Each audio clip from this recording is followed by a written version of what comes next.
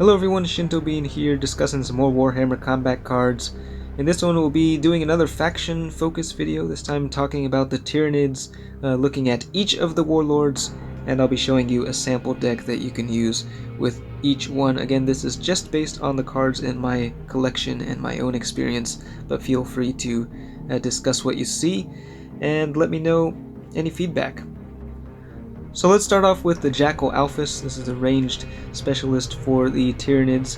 Her special rule increases the damage of the first ranged attack made by each of your units by 75%. That's the very first time that they attack, not including precision shot. It doesn't count towards that. These are the stats on the Jackal Alphys herself.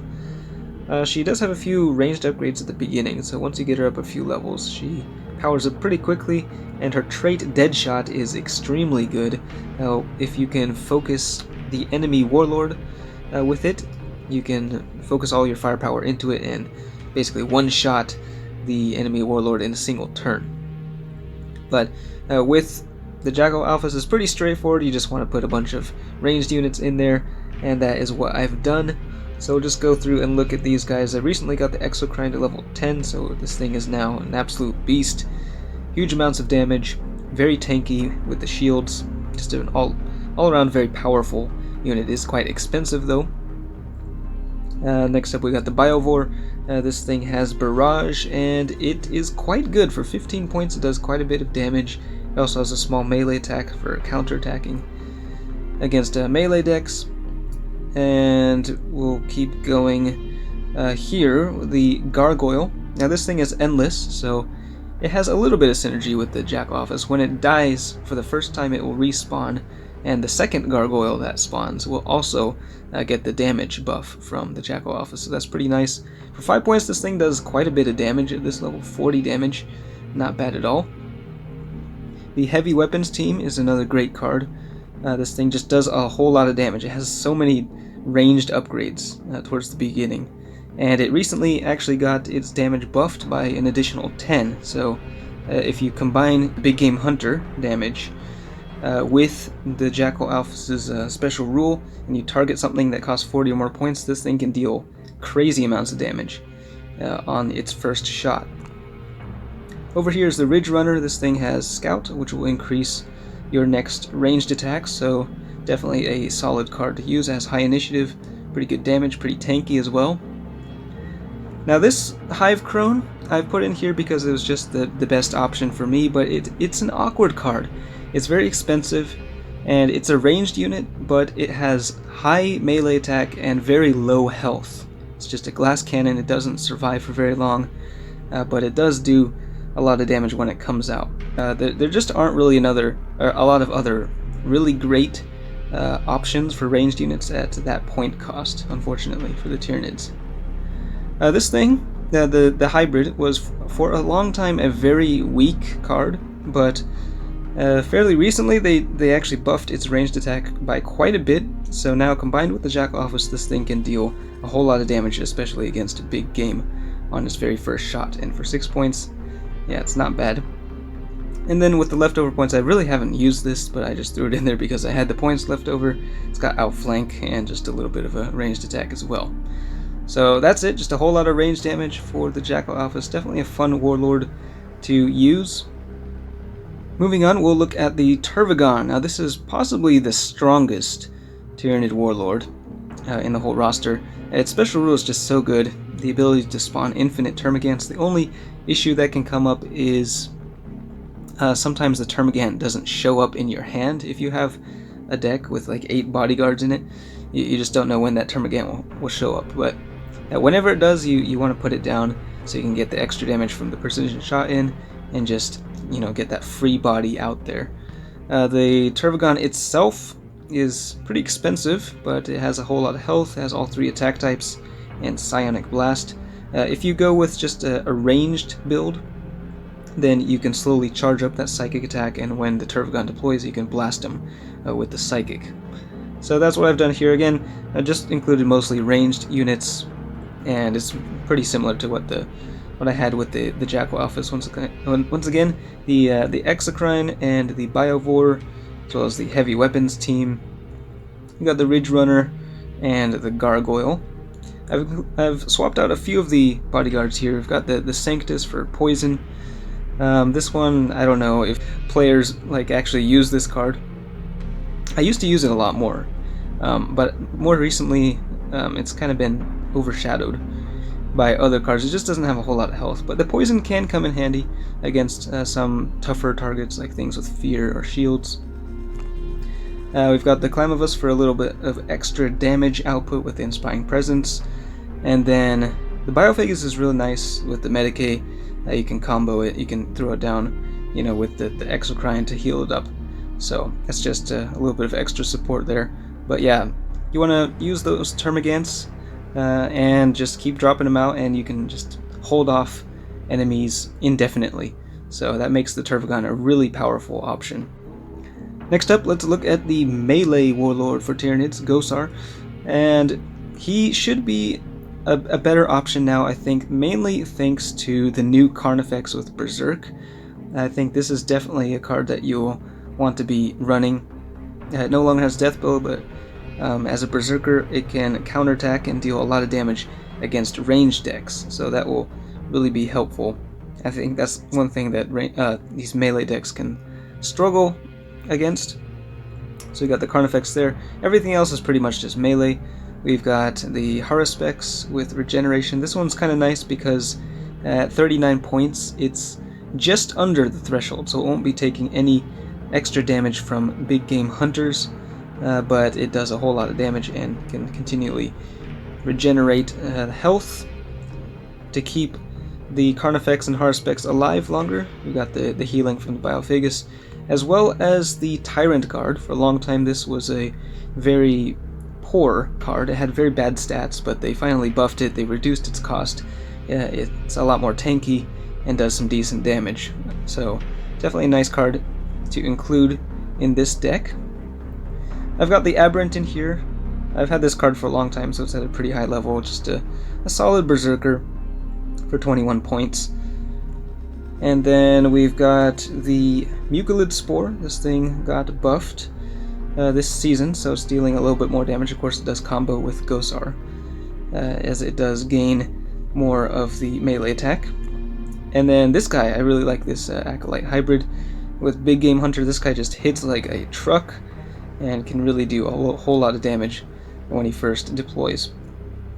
And then Gosar here, I have him at level 8.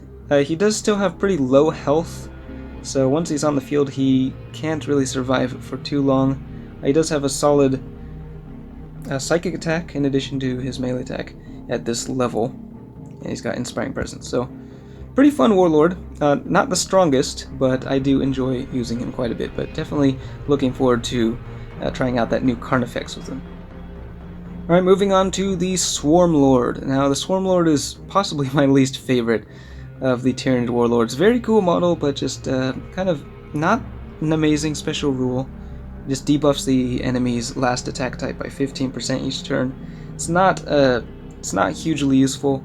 Swarmlord does have impressive stats. I have mine at level 5, but it did take a pretty big nerf. They just took a whole chunk of health off of it. It can still block a whole lot of damage. At this level it can block like 180 damage per shield, so very tanky, whole lot of damage output both with the melee and the psychic at level 5.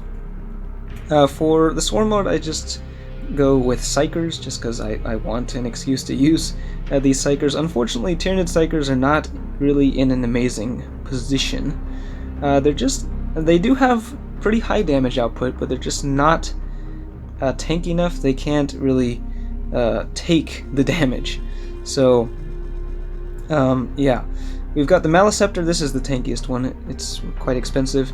It doesn't have a hugely powerful psychic attack until it hits level 8.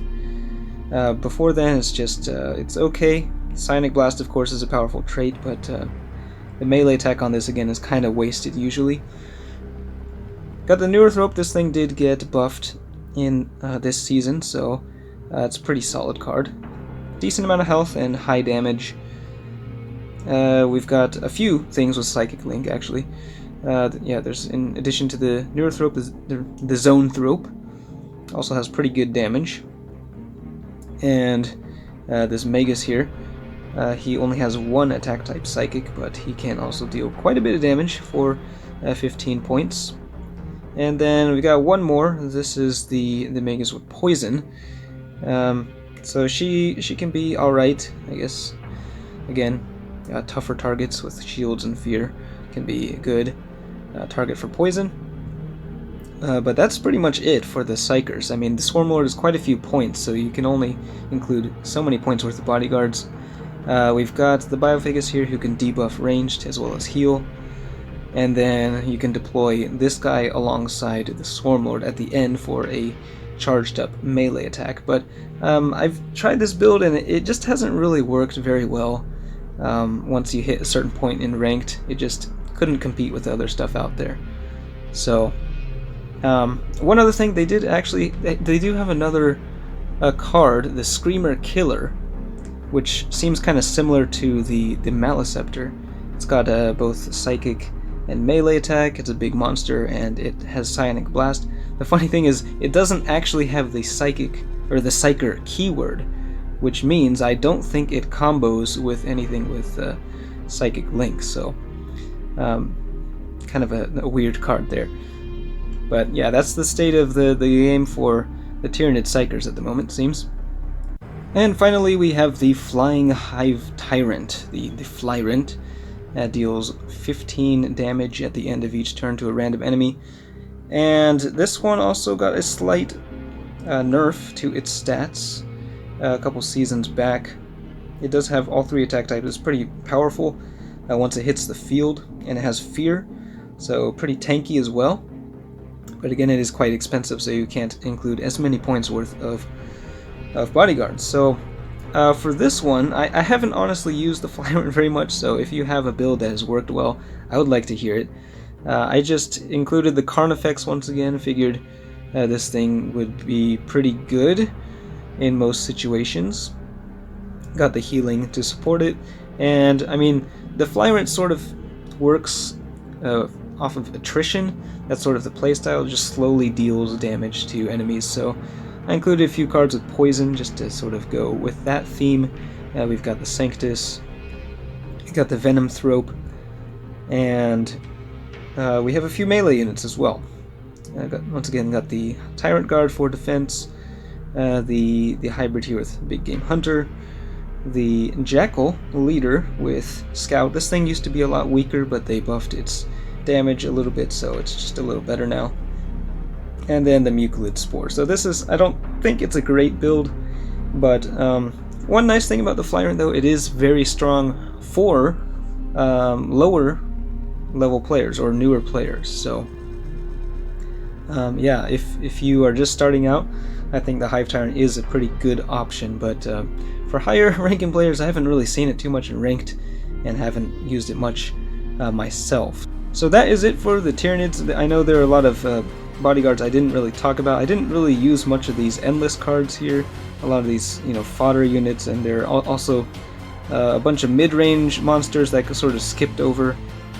You can certainly use those if you have them at a higher level in your collection. You don't. I mean, yeah, there are options, but a lot of them do sort of have overlapping roles. They do the same sort of thing as other cards, so this sort of depends on what you have in your collection.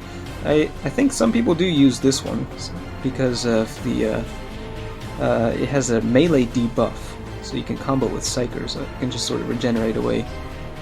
But I haven't really used that one much myself either. But yeah, that's it for the Tyranid faction. Let me know if you have any questions. But that's it for this one. Thanks for watching, and I will see you next time.